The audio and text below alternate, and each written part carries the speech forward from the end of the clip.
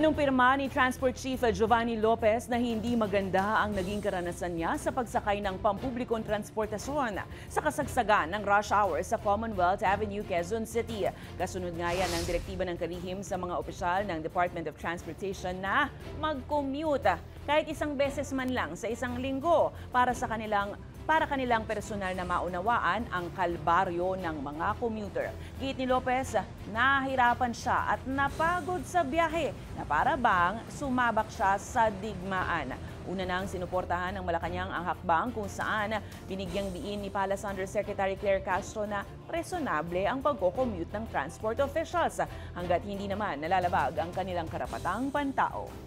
Ano po ang magiging polisiya ng anumang departamento? Kung ito naman po ay reasonable at hindi po nalalabag ang karapatang pantao, hindi po iyan hahadlangan ng Pangulo.